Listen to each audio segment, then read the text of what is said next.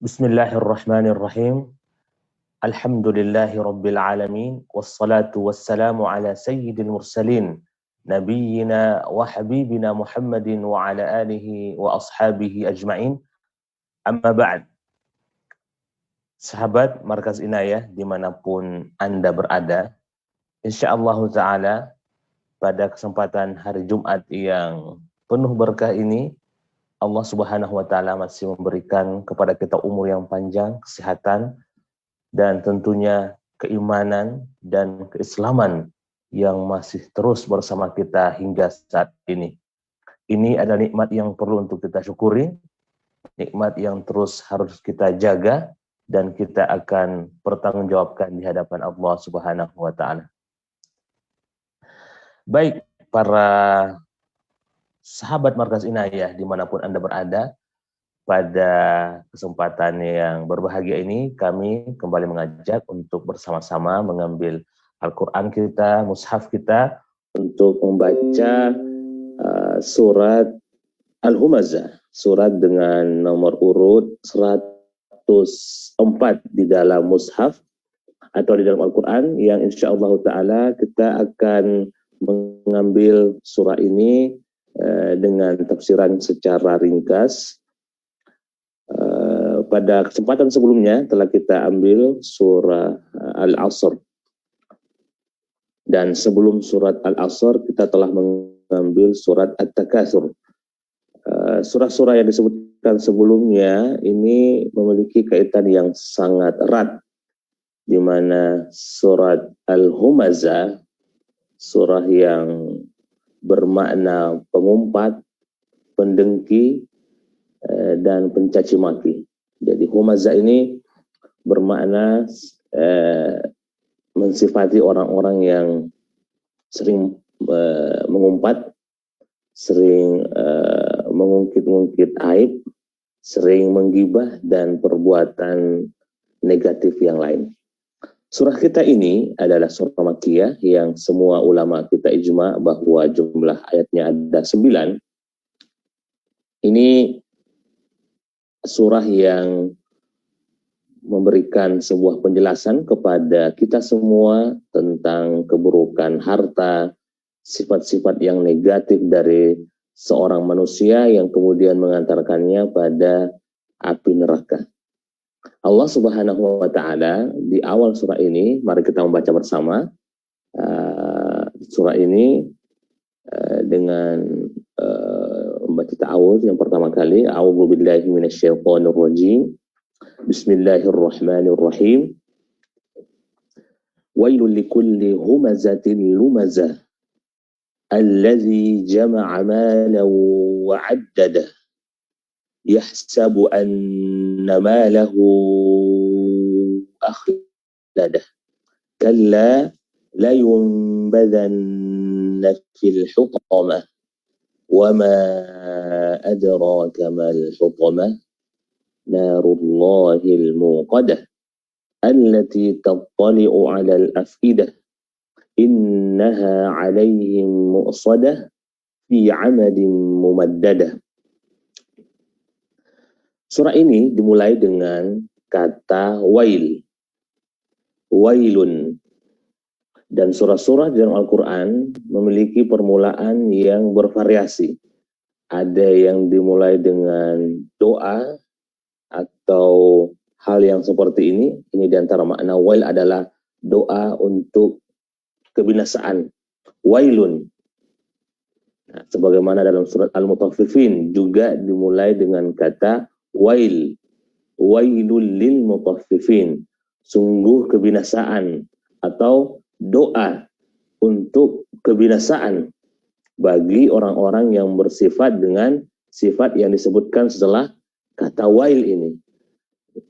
Ya, Al-Quran juga biasa dimulai surah-surahnya dengan kata perintah seperti sabbih isma rabbikal a'la yang biasa kita dengarkan setiap hari Jumat para imam membaca dalam salat Jumat. Juga biasa dalam bentuk masdar, bentuk akar kata, asal kata subhanalladzi asra bi'abdihi, dan juga bentuk-bentuk lain juga diantaranya adalah huruf muqatta'ah huruf-huruf Al-Qur'an, huruf-huruf hijaiyah yang dikombinasikan, baik itu 1 huruf, 2 huruf, 3 huruf, ataupun 4 huruf. Surat Nun misalnya, Al-Qalam dimulai dengan Nun atau Qaf. Ini semua adalah hal-hal yang membuat Al-Quran menjadi lebih bervariasi, lebih unik, dan lebih indah. Satu di antara bentuk permulaan Al-Quran, surah-surah Al-Quran, itu dengan kata wail, dengan nakirah, dengan kata nakirah. Dan kebiasaannya orang Arab memulai perkataan, memulai pembacaan sebuah hal yang ingin disampaikan atau dalam sebuah kalimat itu dengan memulai dengan kata yang ma'rifah. Kata ma'rifah itu biasanya diawali dengan alif lam atau dengan nama orang yang masuk dalam golongan ma'rifah, atau dengan isim-isim yang lainnya, isim mausul, seperti dalam surah Muhammad juga, alladzina kafaru wa saddu an sabilillahi adalla a'malahum, dengan kata alladzi juga masuk dalam golongan ma'rifah. Golongan ma'rifah ini yang kemudian yang biasa dimulai perkataan dalam bahasa Arab. Tapi ketika dimulai dengan nakirah, tanpa ada alif lam, tanpa ada tanda-tanda yang lainnya, maka ini sesuatu hal yang dibolehkan ketika itu merupakan sesuatu yang bermakna doa. Satu di antara makna wail adalah doa kebinasaan. Wail, keburukan, kebinasaan bagi likulli, bagi setiap mereka yang bersifat humazah, lumazah, humazatin lumazah, keburukan, kebinasaan, kecelakaan bagi mereka yang bersifat humazah. Humazah ini adalah sebuah kata yang bermakna sesuatu yang sering dilakukan. Perbuatan ini sering dan terus dilakukan. Ya, seperti membunuh, betul-betul haus darah. Qatil, humazah, yahmuznya sering menjelek-jelekkan. Ya, lumazah juga bermakna menjelek-jelekkan. Dua kata ini, humazah dan lumazah, memiliki makna yang berdekatan di dalam bahasa Arab, sampai kita mendapatkan tafsiran para ulama kita tentang humazatin lumazah. Itu mereka menyebutkan, di antara para ulama kita ada yang menyebutkan bahwa humazah dan lumazah berarti mengolok-olok, berarti menggibah, maknanya sama. Maknanya sama. Tetapi di dalam pendapat yang lain, dan itu kita dapatkan dalam kitab tafsir para ulama kita, bahwa ada yang membedakan antara humazah dan lumazah.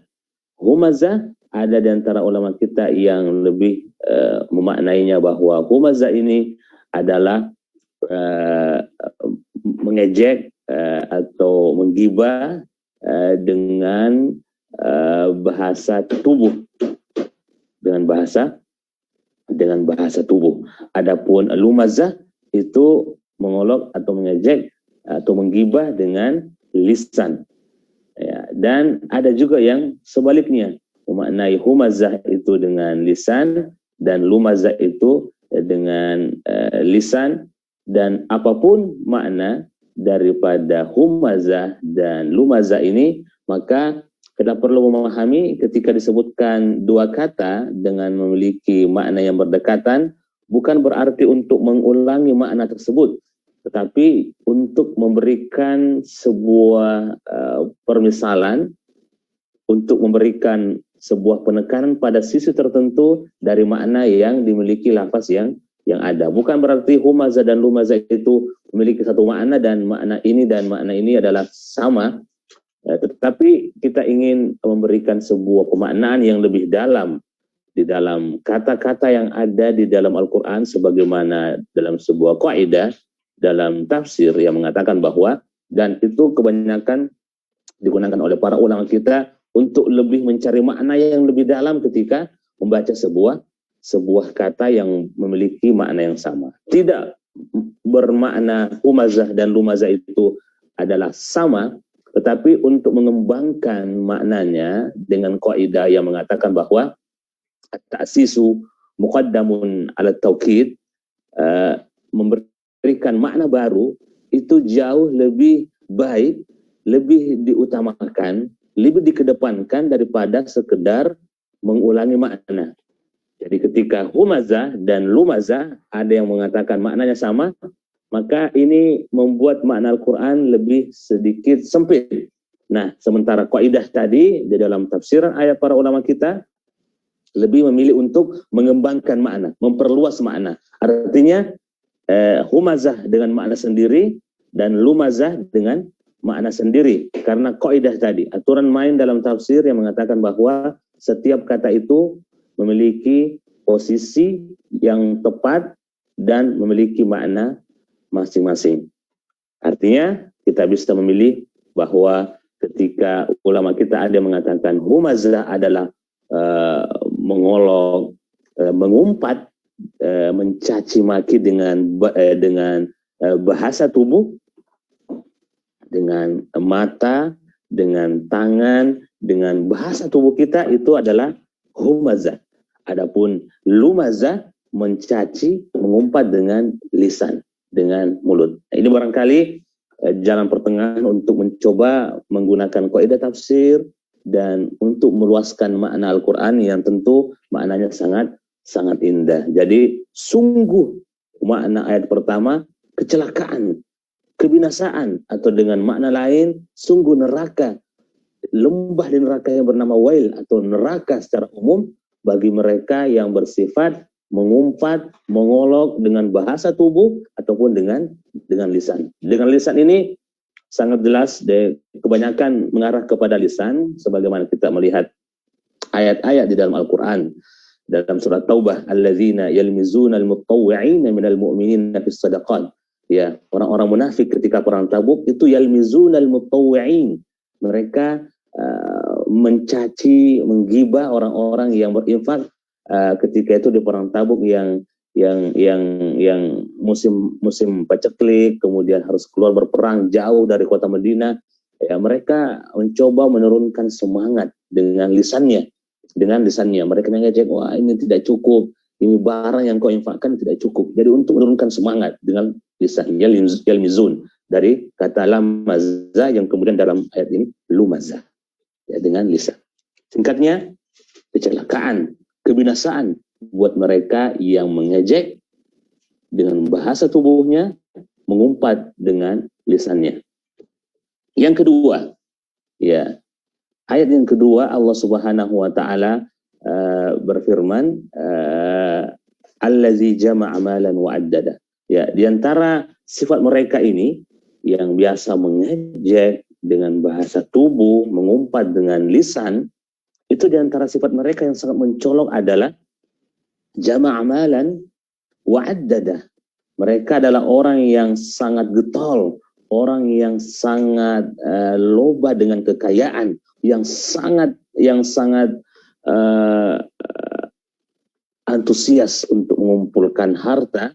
Bukan sekedar mengumpulkan, tetapi mereka ketika mengumpulkan itu senang untuk addadah, senang untuk menghitung kembali, menghitung terus dan terus. Jadi ada kenikmatan buat mereka ketika mengumpulkan harta, dan setelah mengumpulkan harta itu mereka memiliki kenikmatan lain yang mereka rasakan dan mereka enjoy dengan itu, dan mereka tenggelam dengan sifat itu, yaitu addadah, menghitung uang yang mereka punya, membuka rekening yang mereka lihat dan terus melihat transaksi keuangan yang luar biasa. Senang, ya.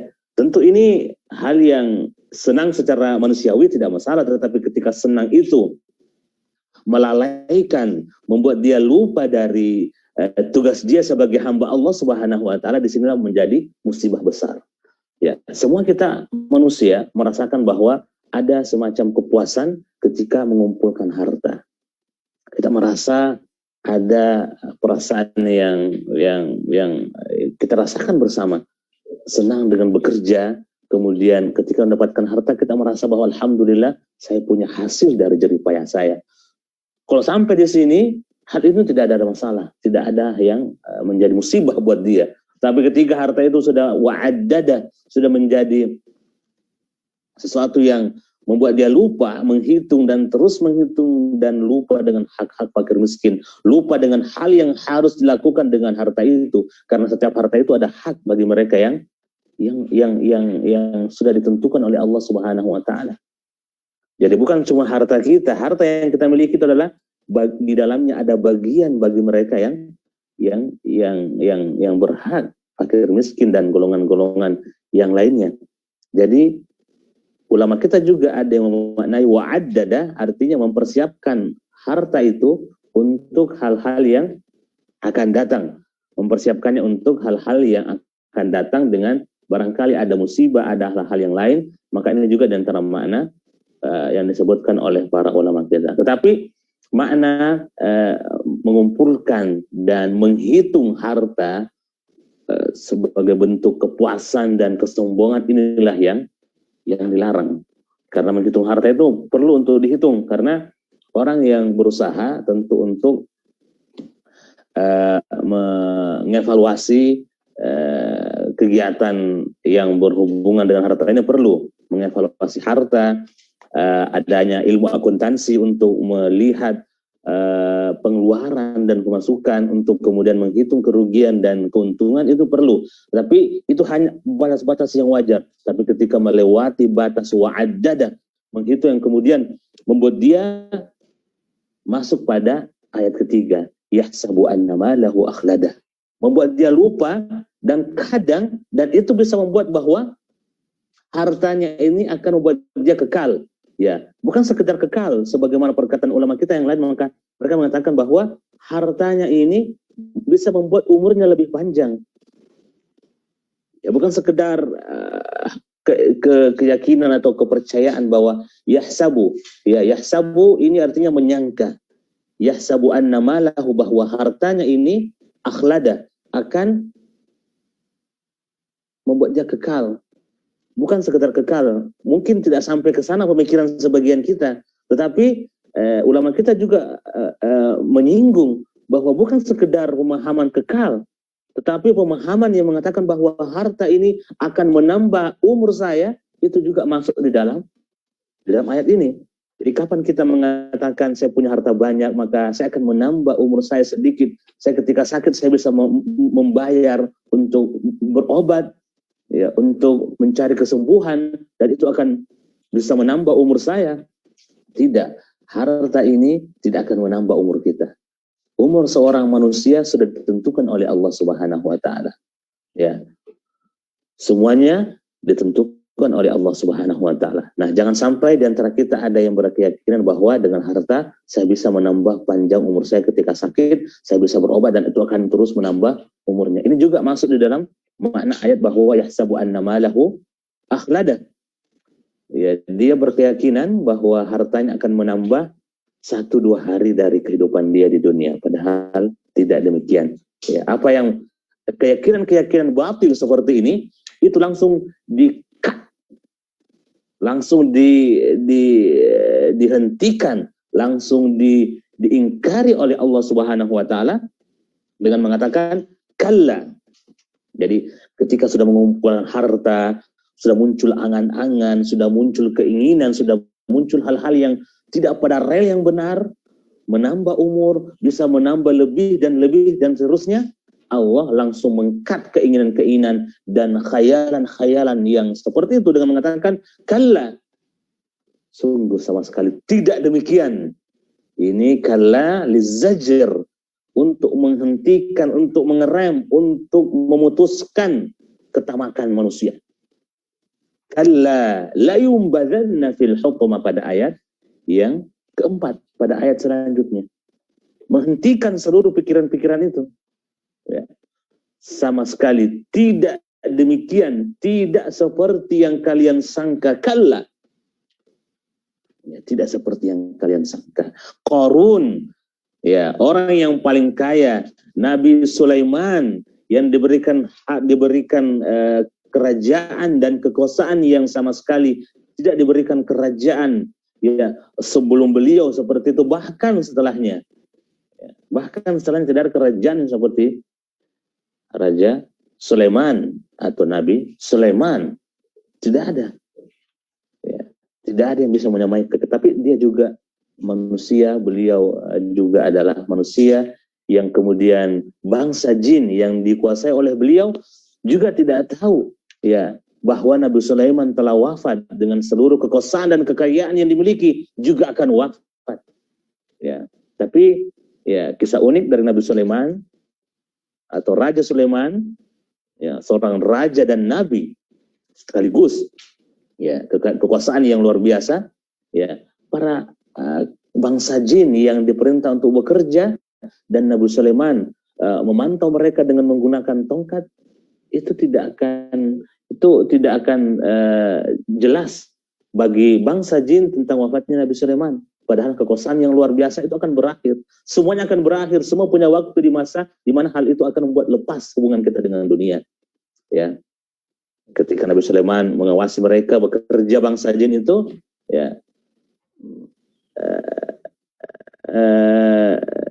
tongkat yang beliau pakai dimakan oleh rayap dan kemudian setelah semakin rapuh tongkat itu dan kemudian Nabi Sulaiman tersungkur dan kemudian diketahuilah bahwa beliau meninggal sudah lama, ya sudah lama ketika mengawasi bangsa jin ini bekerja dan seterusnya. Artinya semua ada ujungnya. Qarun, ya, yang memiliki harta kekayaan yang kunci-kuncinya saja itu membuat orang-orang yang paling kuat itu berat untuk mengangkat kunci-kuncinya, belum harta yang ada di dalam gudang dan perbendaharaannya. Semuanya akan habis, semuanya akan mati dan dia sekarang berada di bawah tanah yang kemudian Allah ceritakan di dalam surah Al-Qasas.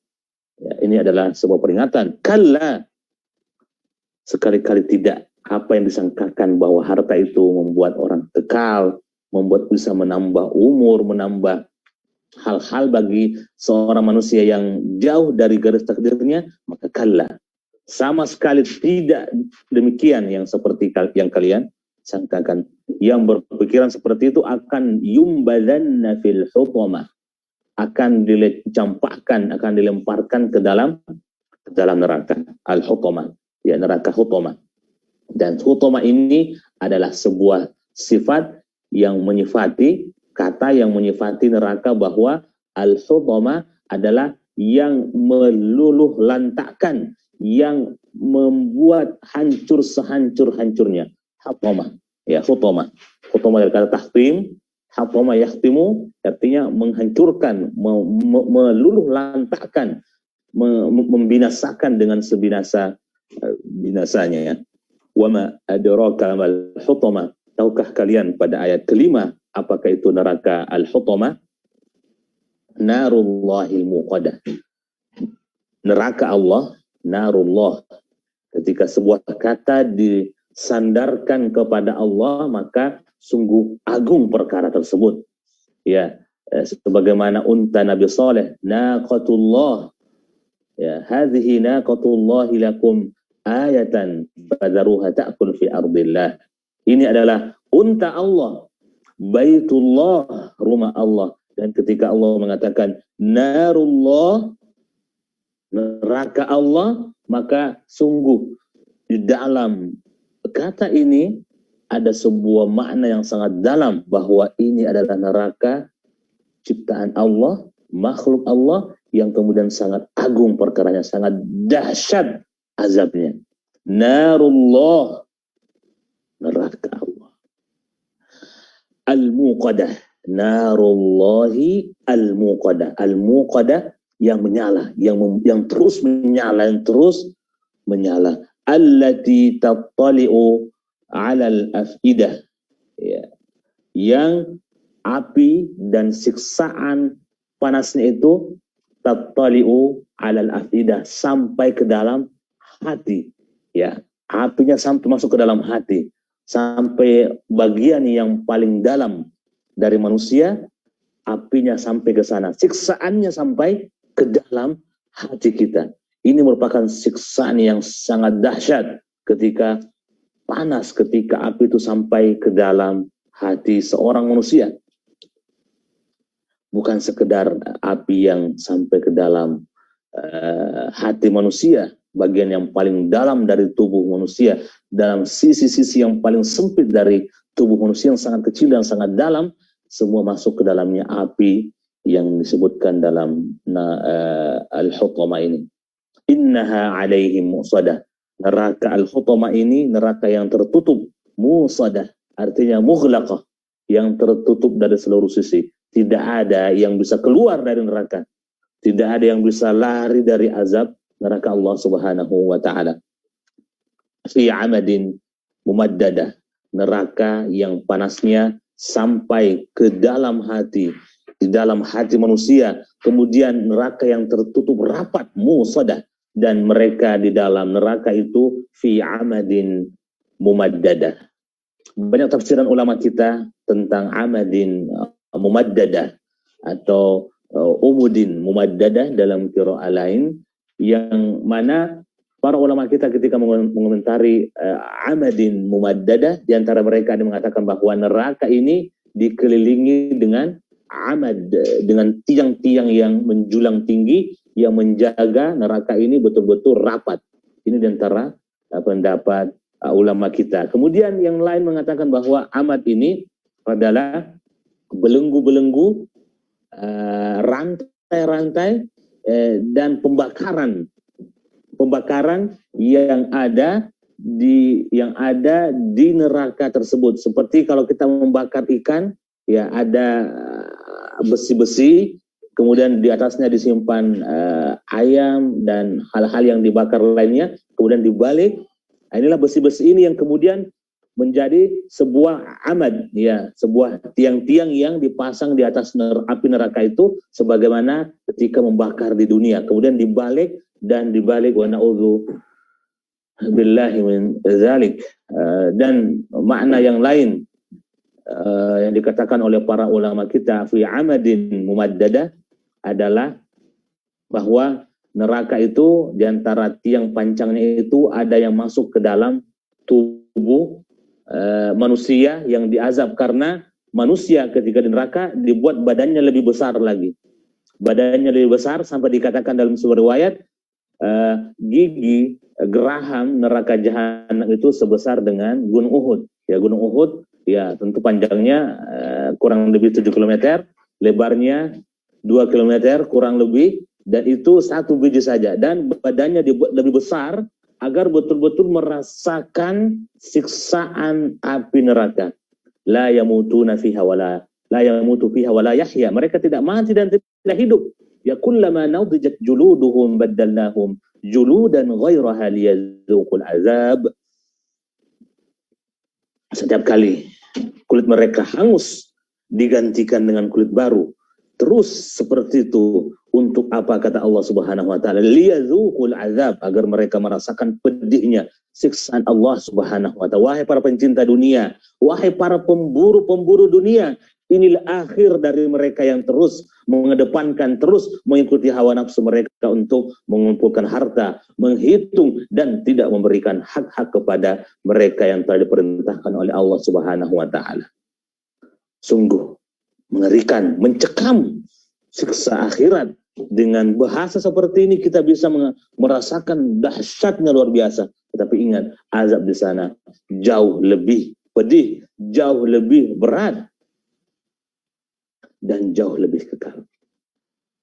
Sahabat Markas Inayah dimanapun Anda berada, apapun makna daripada fi amadin mumaddadah, baik itu bermakna tiang yang mengelilingi mereka, atau mereka di atas tiang-tiang seperti pemanggang, kemudian tubuh mereka dibalik kiri kanan di atas api itu, atau makna lain bahwa tiang tersebut dimasukkan ke dalam tubuh mereka, yang kemudian mereka seperti jadikan kambing guling, ya, gambaran kita, atau ayam yang dibakar, diputar dengan menggunakan tusukan, yang kemudian itu adalah amad, tiang yang juga makna lain bahwa dia merupakan belenggu, rantai, dan seterusnya. Apapun maknanya, semua kembali kepada bahwa azab neraka itu sangatlah pedih, sangat dahsyat, dan kita tidak berani dan kita tidak akan tahan. Neraka itu sangat pedih. Seluruh api di dunia ini, kata Nabi SAW, itu merupakan satu bagian. Fa inna narukum hadhihi, seluruh api yang ada di dunia ini adalah satu juz'un min sab'ina juz'an min nari jahannam. Api kita di dunia yang begitu panas dikumpulkan yang sampai yang paling panas itu adalah satu bagian daripada 70 atau 69 bagian yang lainnya itu adalah api neraka yang ada di akhirat. Kita berlindung kepada Allah Subhanahu wa taala setiap saat dari siksaan api neraka dan berlindung kepada Allah Subhanahu wa taala dari sifat-sifat dan sikap yang bisa menjerumuskan kita ke dalam neraka al-hutamah. Dan tidak lupa kita mohon ampunan kepada Allah Subhanahu wa taala dari kesalahan yang telah kita lakukan dan terus meminta taufik dan pertolongan Allah agar kita terus banyak mendekatkan diri dan beribadah kepada Allah Subhanahu wa taala. Demikian yang bisa kami sampaikan, semoga ada manfaatnya. Subhanakallahumma wa bihamdik asyhadu an la ilaha illa anta astaghfiruka wa atubu ilaik. Wa sallallahu wa sallim ala nabiyyina Muhammadin wa akhir da'wana alhamdulillahi rabbil alamin. Wassalamu alaikum warahmatullahi wabarakatuh.